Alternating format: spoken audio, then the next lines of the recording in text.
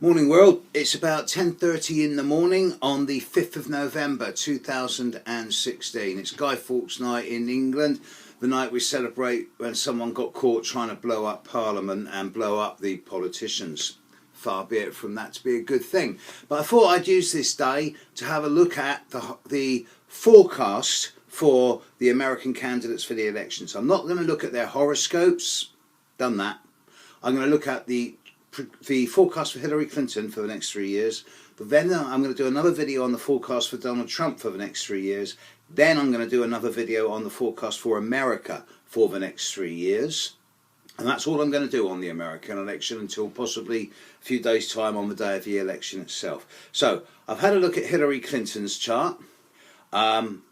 I'm not going to do anything on the nature of her chart. I am looking at the transits and progressions that are coming up for her in the next 3 years. I'm on record as having said that if either candidate wins, when either candidate wins, that neither of them will serve a full term.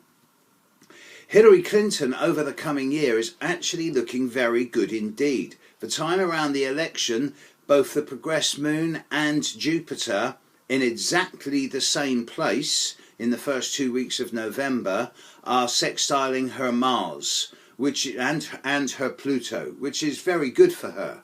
And it does suggest that November onwards for her of this year is a very good time. And as we get into the next 12 months, the only thing that's happening that's challenging in Hillary Clinton's chart is that Saturn in the sky is squaring her moon.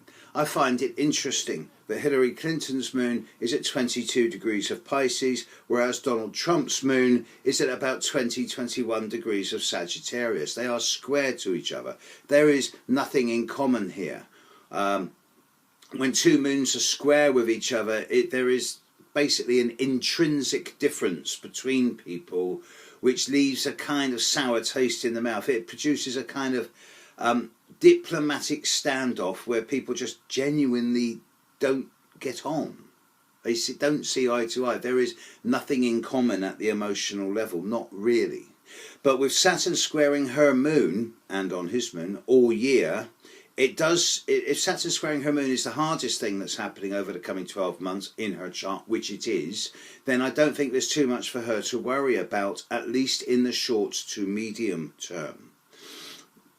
Saturn will also be trining itself and opposing her Uranus, but no big deal. There's no other aspects from the outer planets of significant strength. Yes, over the next year, Pluto will be sextiling her Venus, and Uranus will be trining her Saturn, but these are healthy, positive aspects leading to a set of growth and expansion. And then, as we get into the end of next year, a year from now, Jupiter moves into Scorpio, her sun sign, and conjuncts her sun, suggesting that the time from now through to October of next year is actually very favourable for her. If Saturn squaring her moon is the hardest aspect in Hillary Clinton's horoscope over the coming 12 months, then I'm finding it difficult to see any major problems for her. My concern around Hillary Clinton's chart comes around February to June of 2018. Jupiter begins an 8-month conjunction to her ascendant, also in Scorpio, at exactly the same time as the progressed moon in her horoscope conjuncts her sun, and Uranus in the sky opposes her sun. And too much Jupiter is too much of a good thing. Jupiter on her ascendant for 8 months, from February through to September, is likely to create situations that will be larger than life and over the top. The progressed moon on top of her sun at the end of March, start of April 2018, does indicate a whole new pattern beginning, a whole new cycle of events. And at the same time, Uranus is getting ready to move into Taurus, opposing her sun. And it seems to me that were Hillary Clinton to become president on November the 8th of this year, that the time of April, late March through to early July of 2018 is a time that is fraught with danger, risk, and of her going over the top, and of her being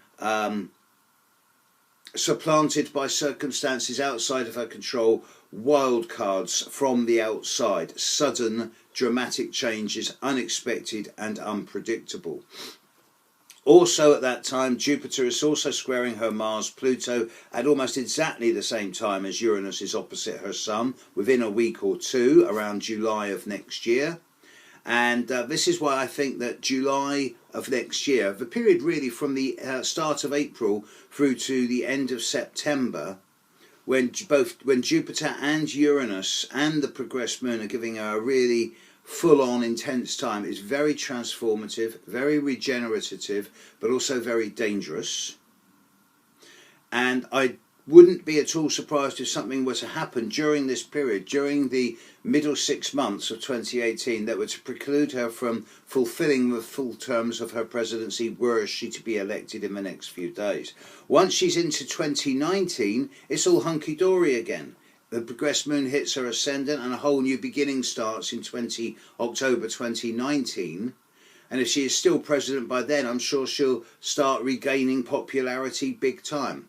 But were she to become president, I think she'll be riding the coast of a wave for the first year, but then over the period of April through to September 2018, I would expect her to go through life-challenging and life-changing circumstances that will probably mean she won't be president for the long term. Tune in 10 minutes' time for Donald Trump. Bye.